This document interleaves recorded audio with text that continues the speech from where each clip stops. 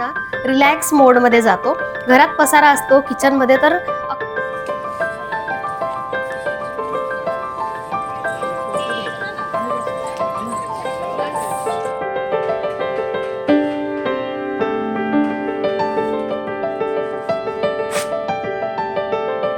Hi everyone, नमस्कार आणि सगळ्यांचं खूप खूप मनापासून स्वागत. आय होप तुम्ही सगळे मस्त आणि मजेत असाल.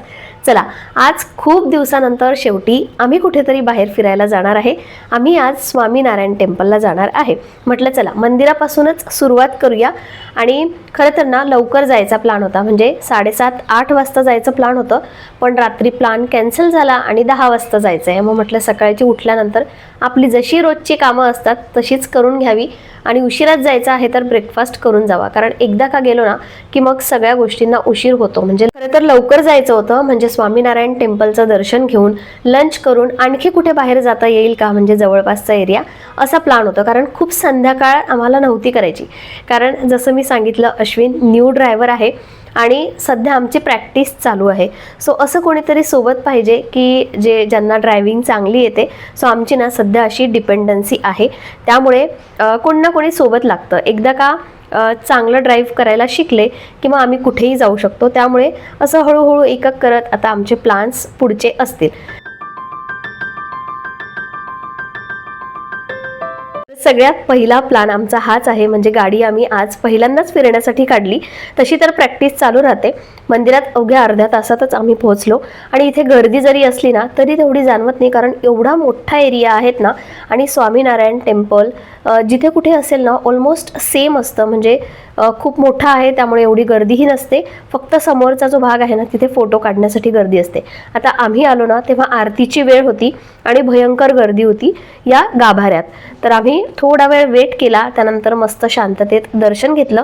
आतमध्ये कॅमेरा फोटोज काही अलाउड नव्हतं आणि म्हणून मला काहीच ते शूट करता आलं नाही. जर इकडे बघ, ए ऋत्विका, बिलकुल भावच नाही देत ती. मध्ये पण मंदिर खूप मोठं आहे. जर तुम्ही गेले नसाल ना तर एकदा जाऊन नक्की बघा. आतमध्ये तर मस्त दर्शन होतंच, पण हा आजूबाजूचा परिसर मस्त शांत वाटतं. आणि आत्ता कसा हिवाळा चालू आहे त्यामुळे तेवढं ऊनही लागत नव्हतं. आणि फोटो काढायचं तर काही विचारूच नका. आता माझाही इंटरेस्ट ना कमी झाला आहे. अदरवाईज मी एवढे फोटो काढायचे ना आधी, पण अश्विनला इंटरेस्ट नाही आहे. मुलांना काय माहिती का फोटो काढण्यात काहीच इंटरेस्ट नसतो. आणि ही बघा आमची छोटीशी परी, आधी अजिबात तिला कॅमेराकडे बघायचं नव्हतं, मूडवर असतं ना लहान मुलांचा. आणि आत्ता बघा मस्त तिचं चालू आहे, तिला आता एन्जॉय करायचं होतं. सगळं झालं, दर्शन झालं छानपैकी. बसत आम्ही थोडंसं घरून बिस्किट वगैरे आणले होते ते खाल्ले आणि थोडी पेटपूजा झाल्यानंतर कदाचित तिला एनर्जी आली आणि त्यामुळे आता ती मस्त एन्जॉय करते.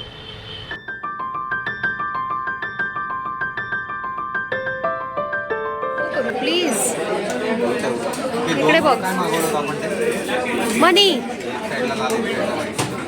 हां, सांगायचं राहूनच गेलं, आम्ही आमच्या सोसायटीमधल्या फ्रेंड्ससोबतच आलो होतो. रेणुका, रोहित आणि त्यांची गोड मुलगी ऋत्विका. तर ते ना या एरियामध्येच राहायचे, त्यामुळे हॉटेल्स कोणते चांगले आहेत, आणखी काय आहे, बऱ्याचशा गप्पा गोष्टी झाल्या. आणि ते नेहमी ज्या हॉटेलमध्ये यायचे त्याच हॉटेलमध्ये आम्ही आलो, अभिषेकमध्ये. कोथरूड या एरियामध्ये होतं ते हॉटेल. कदाचित त्या एरियामध्ये राहणाऱ्यांना बऱ्याच जणांना माहिती असेल. आणि ड्रायव्हिंगचं असं आहे की बरेच जण मला म्हणतात की तूही शिकून घे, पण मला ना कॉन्फिडन्स यायला थोडा वेळ लागेल.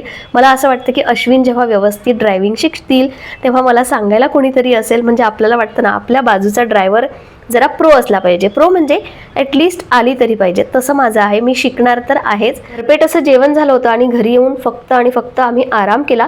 त्यानंतर मी व्हिडिओज शूट केला नाही, पण ह्याचं मात्र पतंग उडवणं सारखं चालू होतं. आता हा व्हिडिओ मी इथेच एंड करते आणि उद्या याला कंटिन्यू करेल. तर कालचा व्हिडिओ मी आता इथून कंटिन्यू करते. रिया सकाळी शाळेत गेला, अश्विन आता थोड्या वेळापूर्वी ऑफिसला गेले. आणि जेव्हा मुलं नवरा शाळेत ऑफिसला जातात ना तेव्हा थोड्या वेळासाठी का असे ना आपला मूड ना रिलॅक्स मोडमध्ये जातो. घरात पसारा असतो, किचनमध्ये तर अख्खा प्लॅटफॉर्मवर पसारा असतो, पण तरीही आपल्याला वाटतं की हां बऱ्यापैकी कामं झालेली आहे.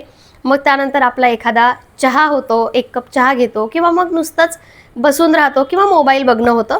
ही आपली रिलॅक्स मोडमधली कामं आहे. आता चहा घेणं किंवा मग नुसतं मोबाईल बघत बसणं किंवा रिलॅक्स होणं हे काही मुलं नवरा असल्यावर आपण करू शकत नाही अशातला भाग नाही आहे. पण तरीही आपल्या डोक्यात असतं की हां, आपलं बऱ्यापैकी काम झालेलं आहे. जो काही पसारा आहे किंवा नंतरची जी काही कामं आहे ती जरा 10-15 मिनिटानंतर चालू करूया, थोडंसं रिलॅक्स झाल्यानंतर. तर आता माझंही तसंच, मी चहा ठेवला आहे. कुकर तर झालाय, फक्त डाळीला तडका द्यावा लागेल. आणि आज ना म्हटलं थोडंसं वॅक्स पण करते आणि हेअर कलर पण करते. काल बाहेर गेले होते तर हे जे पांढरे केस आता व्हिडिओमध्ये पण दिसत असतील तुम्हाला, मला अजिबात चांगलं वाटलं नाही. असं वाटलं की मी एवढी पण मोठी नाही आहे असे पांढरे केस घेऊन फिरायला, आणि फ्रंटला जरा जास्तच दिसतं. तर हळदी कुंकाला पण जाणं असतं आणि याच्यामुळे ना लुक जातो थोडासा, म्हणजे आपल्याला स्वतःला वाटतं की कसं दिसतंय हे सगळं तयार झाल्यानंतर. म्हणून हेअर कलर पण करते आणि वॅक्स पण करून घेते. सो चला, सगळ्यात आधी चहा घेते, थोडं 5-10 मिनटं बाल्कनीत जाऊन जरा रिलॅक्स होते.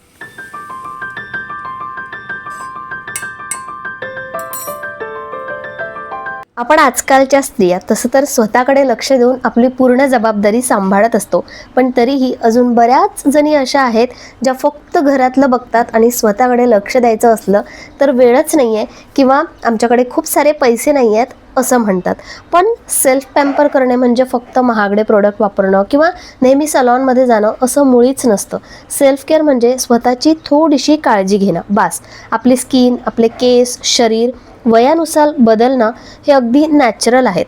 आणि चेहऱ्यावर रिंकल्स येतात, थोडे केस विरळ व्हायला लागतात, पण याचा अर्थ असा नाही आहे ना की आपण स्वतःकडे दुर्लक्ष करायचं. थोडंसं तेल लावणं, फेस वॉश नीट करणं, नॉर्मल वॅक्स, आयब्रोज, केस नीट ठेवणं, या खूप आणि खूप साध्या गोष्टी आहेत, पण याचा परिणाम ना खूप मोठा होतो. फक्त आपल्या दिसण्यातच नाही, आपण जे स्वतःसाठी करत असतो ना ते सुद्धा आपल्याला माहिती असतं. आता आपलं वय आपण लपवू नाही शकत, पण आपण अपडेट, फ्रेश आणि छान नक्कीच दिसू शकतो ना. आणि खरं सांगायचं तर प्रत्येक स्त्रीला आतून वाटत असतं की मी छान दिसावं, छान राहावं, मी स्वतःसाठी काहीतरी केलं पाहिजे. वाटतं की नाही? मला कमेंट करून नक्की सांगा, मग वय किती पण असू दे. मैत्रिणींनो, आपण घर सजवताना जितकं प्रेम आणि लक्ष देतो तितकंच लक्ष आपण थोडं स्वतःकडेही देऊया, कारण घर सुंदर दिसावं यासाठी आपण खूप मेहनत घेतो की नाही. म्हणून आजपासून स्वतःची सुद्धा काळजी घ्या. आणि या काळजीमध्ये नॉर्मल हेअर कलर करणे, थोडा घरच्या घरी स्पा आपण करू शकतो.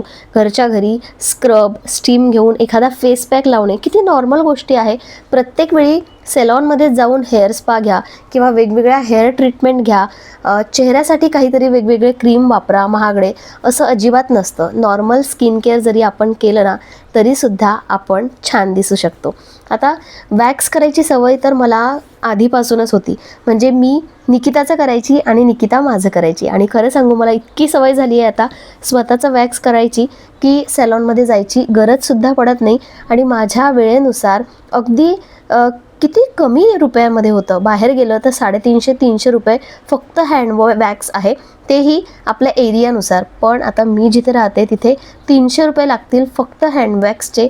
आणि हा जो टीन आणते मी तो फक्त 100 रुपयाचा असेल कदाचित, त्यातलंही अगदी थोडंसं यूज होतं आणि मस्त घरच्या घरी वॅक्स होतं. आता हिवाळ्यात तर इतकं मस्त वाटतं ना ते, आपली डेड स्किन निघून जाते, थोडंफार टॅनिंग असेल ना ते पण निघून जातं. एक स्त्री म्हटलं की नॉर्मल स्किन केअर, मेकअप या सगळ्या गोष्टी आपण करतो, पण ना माझ्या व्हिडिओमध्ये मी फारशा अशा गोष्टी दाखवत नाही. म्हणजे morning skin care, night skin care, त्यानंतर लाईट मेकअप, हेवी मेकअप, आता हे सगळं मी करते, पण व्हिडिओमध्ये मी जास्त शेअर करत नाही. कारण माझा एक्सपिरियन्स असा आहे की जेव्हाही मी असं काही शेअर केलं तेव्हा खूप जण नाही बघत. पण मला काही अशा कमेंट्स येतात की तू तुझं सकाळचं रुटीन शेअर करत जा, स्किन केअर स्पेशली, त्यानंतर लाईट मेकअप कसा करते किंवा कुठले प्रोडक्ट यूज करते ते सगळं आमच्याशी शेअर कर. तर हे मी मोठ्या व्हिडिओमध्ये शेअर न करता जर शॉर्टमध्ये तुमच्याशी शेअर केलं तर तुम्हाला आवडेल का, तुम्ही बघाल का, नक्की मला कमेंट करून सांगा. म्हणजे शॉर्ट व्हिडिओला जर चांगला प्रतिसाद मिळाला तर मात्र मी लॉंग व्हिडिओकडे जास्त लक्ष देईल, स्पेशली या स्किन केअर किंवा मेकअपच्या व्हिडिओजमध्ये. आणि नॉर्मल आत्ता स्किन केअरसाठी जे प्रोडक्ट्स मी वापरले ते तर मी टॅग करतेच, पण माझ्याकडे कोणते मेकअप प्रोडक्ट्स आहे, माझ्याकडे पण खूप असे महागडे मेकअप प्रोडक्ट्स नाही आहे. अजूनही मी त्या विचारांची आहे की मी प्रोफेशनल किंवा एवढा हेवी मेकअप मला करायचा नसतो, त्यामुळे एवढे महागडे प्रोडक्ट्स माझ्या काय कामायचे. पण मी माझा हा विचार ना हळूहळू बदलणार पण आहे. तर ऑलरेडी उशीरच झाला होता. मी मस्त डाळीला तडका दिला आणि तसंही डाळ भात चांगलाच लागतो, पण डाळीला तडका दिल्यानंतर जी डाळीची टेस्ट असते ना ती जरा वेगळी लागते. तरी मी कोथिंबीर घातलेला नाही आहे. आणि जेव्हापासनं हे ताट आणलं आहे ना, ही पावभाजी प्लेट आणली आहे ना, तेच वापरणं चालू आहे. कारण मस्त वाटते, म्हणजे भांडी पण कमी निघतात आणि छान वाटतं असं जेवायला. असं वाटतं की छोट्याशा ताटामध्ये ना कमी पण जेवलं जातं. तर आता मी जेवून घेते. आणि खरं सांगू, मला ना एकटीला जेवायला जाम कंटाळा येतो. म्हणजे कोणीतरी लागतं मला सोबत, पण हे जे आठवड्याचे 2 दिवस आहेत ना, ते मला एकटीलाच जेवावं लागतात. रियांशसाठी थांबू शकत नाही, कारण तो आल्यानंतरही ना त्याचं 1 तासभर जेवण चालतं. आणि टिफिन घेऊन जातो. आजकाल तो भाजी चपाती घेऊन जातो, त्यामुळे पाहिजे तशी त्याला भूक पण नसते घरी आल्यानंतर. तर त्याचं जेवण 2:45-3 पण वाजतात त्याला.